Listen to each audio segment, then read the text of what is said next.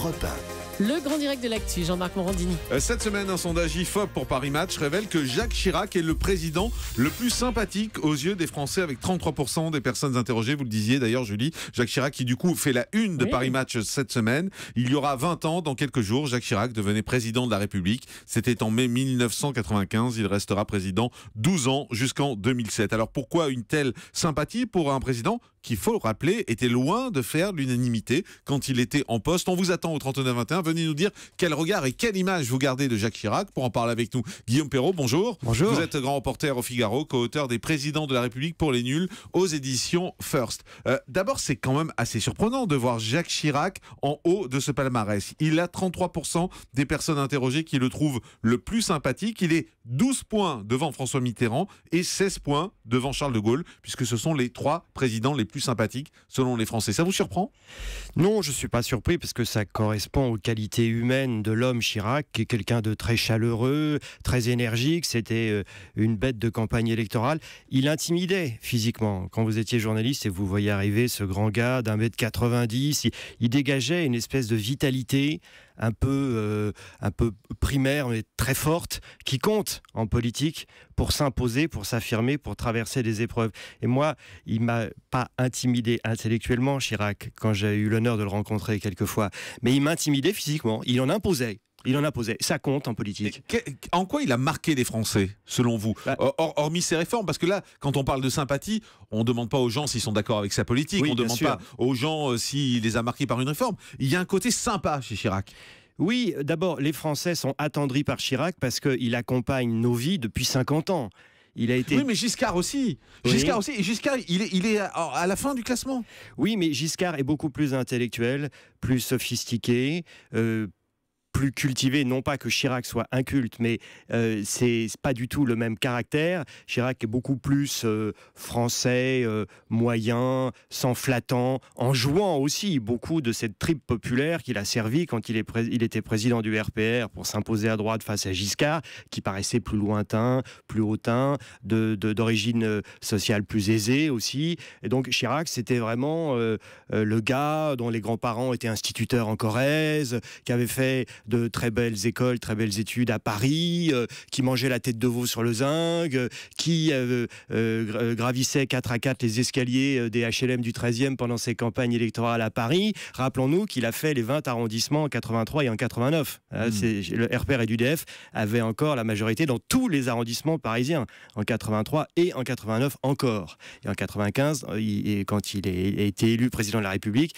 il y avait encore une très grande majorité d'arrondissements à droite. Mais c'est vrai qu'il y a une vraie nostalgie, Chirac. Or, il n'y a pas une nostalgie sur Giscard, par exemple.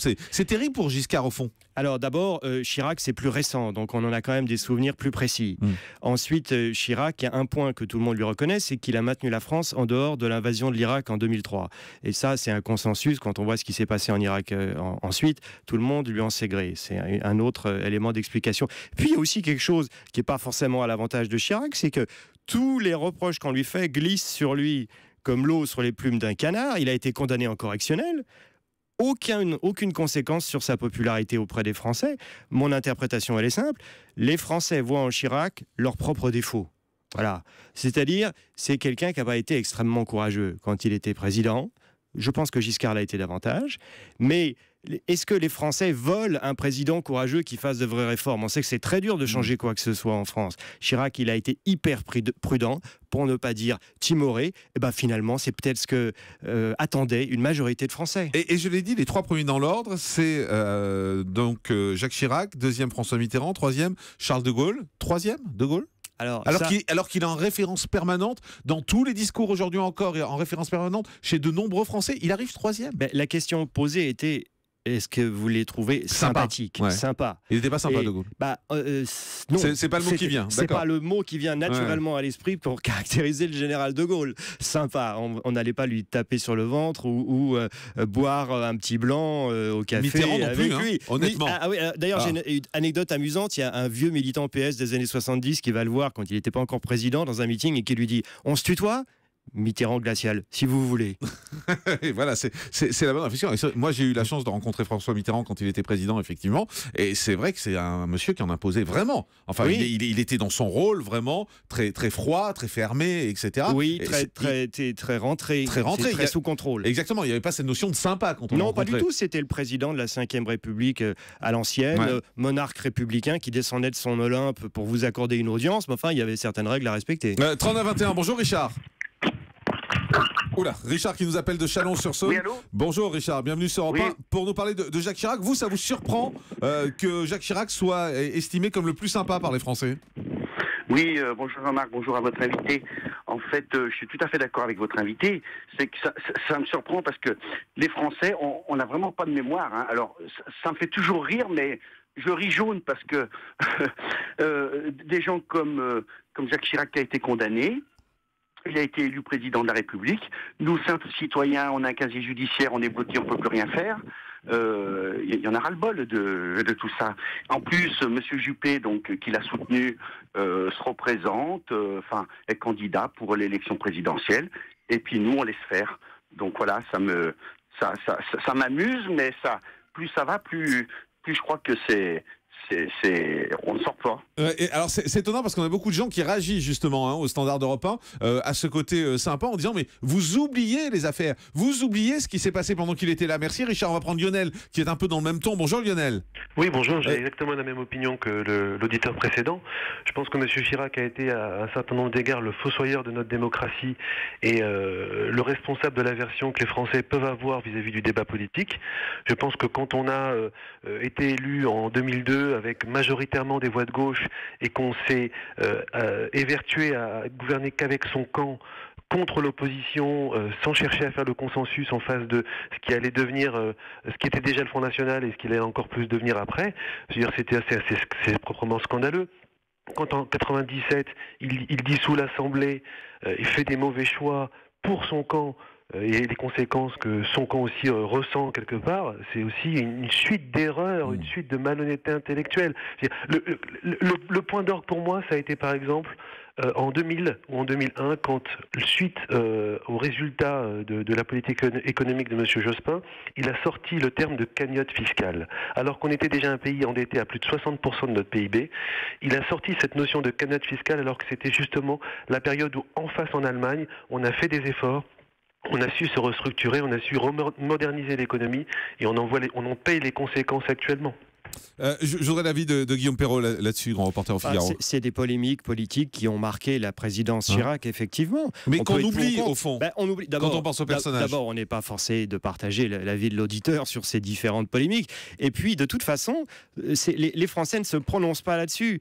On leur a demandé leur appréciation globale sur l'homme. Il la donne. Et effectivement, toutes les critiques qu'on peut lui adresser sur des décisions politiques, finalement, les Français ne sont pas marqués par ça. Pourquoi mon interprétation ? C'est parce que les Français ont un rapport avec la loi qui est latin, qui est souple. Ils veulent qu'on soit gentil avec eux, pas trop regardant sur leur vie quotidienne, parce qu'il leur arrive de griller un feu rouge ou de prendre des libertés avec telle ou telle loi. Et donc, finalement, que leur propre président leur ressemble, ça ne la dérange pas. Voilà. 30-21, Jean-Marie, bonjour. Oui, bonjour Jean-Marc. Bienvenue sur Europe 1. Est-ce que vous arrivez à faire la différence entre l'homme sympa, et les décisions et les erreurs qu'il a pu faire ?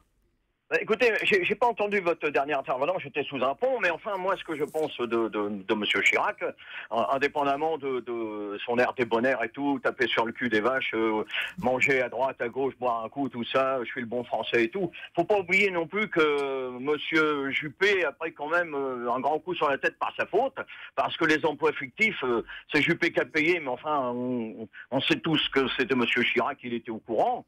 Je vais pas parler du compte au Japon, on n'a jamais fait la clarté là-dessus. Qui n'existe pas a priori. Brave homme, moi je veux bien, brave homme, mais bon, écoutez, les Français ont la mémoire courte quand même, parce que je serais tenté de dire, fouillons un peu, ayons un peu de mémoire, et puis voilà quoi. Alors l'homme, j'ai rien contre l'homme, mais l'homme politique, ça laissait quand même parfois à désirer. Bon, voilà. Merci Jean-Marie de l'avoir dit. On avait un message d'Olivier qu'on n'a pas le temps de prendre non plus, qui nous disait: les Guignols sont pour beaucoup dans l'image sympa de Jacques Chirac. Qu'est-ce que vous en pensez ? pensez, Guillaume Perrault? C'est vrai pour les jeunes générations, parce que pendant les années Balladur, en 93-94, il y a eu un vrai engouement pour Balladur.